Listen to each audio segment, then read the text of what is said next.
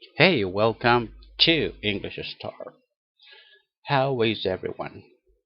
I am ready to begin. Are you ready to begin? All right.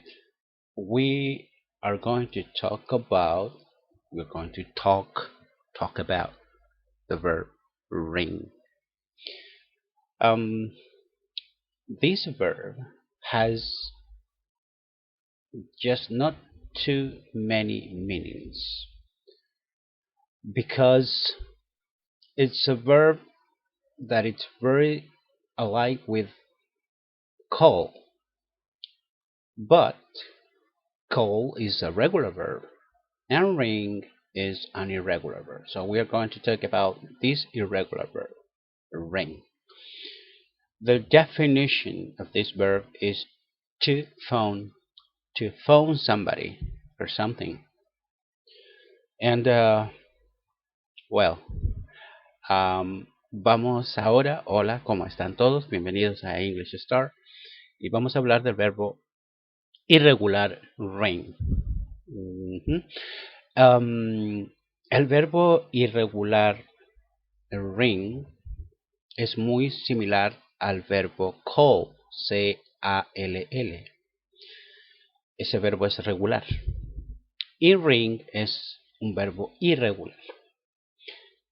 Ahora, el significado del verbo ring es to phone somebody, llamar a alguien, telefonear a alguien, o algo. ¿Ya? Por ejemplo, ring, fíjense que tiene que ver mucho de, por lo menos de mi experiencia pasada, con las famosas campanas de colegio. Antiguamente ustedes saben que habían campanas y luego con la tecnología, al ir avanzando, se cambiaron a timbres. Entonces, ese timbre tenía un sonido particular, que era muy característico porque era eléctrico, evidentemente, rápido y el volumen que uno quisiera colocarle. Entonces, está sonando la campana, era antiguamente, y después está sonando el timbre. The bell is ringing. Y de ahí nació, ¿cierto? Eh, la palabra o el verbo sonar. Sonar de hacer un llamado en general en un colegio, en una institución, en un timbre de una casa y también como verbo cuando uno dice, por ejemplo, que hice un ejemplo acá, en futuro. Ustedes saben que el will, W-I-L-L, es el auxiliar de futuro que convierte al verbo que le sigue, en este caso ring, a futuro. Futuro simple. I will ring you later. Es evidentemente que uno, si el verbo significa sonar, ya no es que uno le quiera decir te voy a sonar más tarde. Evidentemente que no. Entonces ahí uno tiene que sacar más o menos la conclusión y el sentido común de que en este caso will ring you, te voy a hacer sonar el timbre más tarde, te voy a llamar más tarde. Fijan, es nada más que los cambios que ha tenido la vida en sí, en cada aparato nuevo que va apareciendo en la vida, y vamos, por ejemplo, agregando nuevas palabras al vocabulario tanto inglés como español. Y es por eso se van creando verbos nuevos. Antiguamente, en los años 70, no existía los WhatsApp, no existían los celulares. Entonces, evidentemente que ha cambiado la forma de decir las cosas conjuntamente con los nuevos productos que aparecen. Por lo tanto, en esa época, antes de, o sea, después de la campana tradicional que estaba en los colegios, llegó el timbre, ¿no? Y todas las casas lo tenían, todos los colegios, entonces, eh, ok, te voy a hacer sonar el timbre muy pronto. Evidentemente que uno, a ver, te voy a hacer sonar el timbre, mejor le digo, te voy a llamar pronto. Te voy a avisar algo pronto. Te voy a hacer una señal, ¿no? Una señal auditiva, sonora. I will ring you later. Te llamaré más tarde. ¿Ya? Te llamaré luego, ¿no? Te llamaré luego. Later. En este caso. Algo que todavía no ocurre, entonces evidentemente que es más adelante. O te llamaré luego. Y es por eso que I will ring you. I will ring you.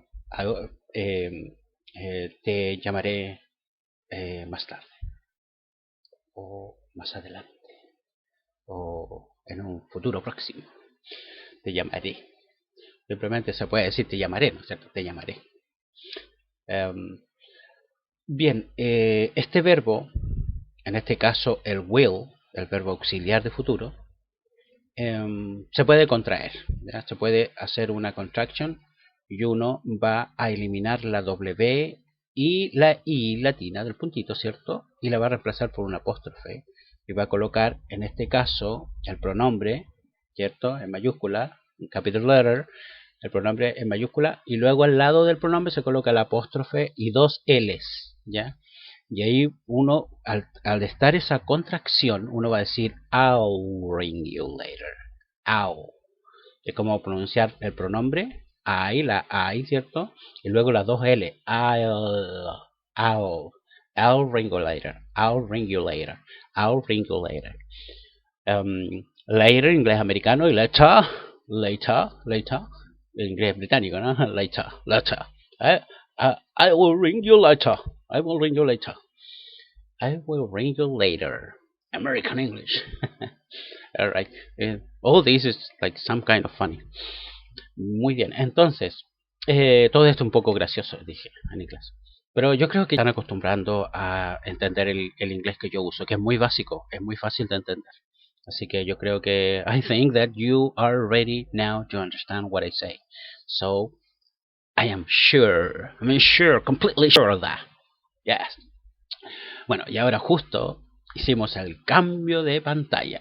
Llegó justo en el momento que yo lo necesitaba. Y hice 3 ejemplos. Porque no hay mucho que hablar de este verbo, porque es muy fácil, ¿no? Sonar, hacer sonar, ¿cierto? Y, o avisar, ¿no?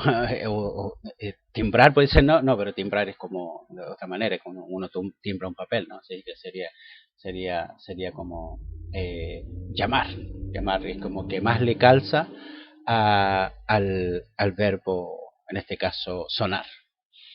Ya, vamos al primero. Dice, it rings a bell. Fíjense que cuando uno aprende un idioma, uno lo aprende de la manera formal. Es decir, nuestro sujeto, nuestro verbo, nuestro objeto, predicado en función de objeto o predicado en función de complemento. Entonces, uno dice ya, a ver, ¿cómo yo voy a explicar algo que va más allá de la formalidad, sino que va más allá en el sentido de las culturas del país al cual uno está entrando en este sentido, ya que el inglés viene evidentemente, nació en Inglaterra y de ahí se expandió a Estados Unidos, a Australia, a Nueva Zelanda, me faltan algunos países por ahí, Canadá, que tiene también cierto inglés y francés. Entonces, y algunos países, ¿no? Que tienen como mitad y mitad, ¿no? Yo creo que Suecia va tanto sueco como inglés. Así que es muy importante también entender su cultura o su manera de entender las cosas en el idioma. Y esta no es la excepción, ya que todos nosotros las tenemos en nuestras propias culturas. Por ejemplo, cuando uno dice sonar, ¿cierto? Algo que suena. Y cuando uno dice un comentario que le trae algún recuerdo, alguna rememoranza, entonces uno dice, me suena ese nombre, me suena lo que estás diciendo.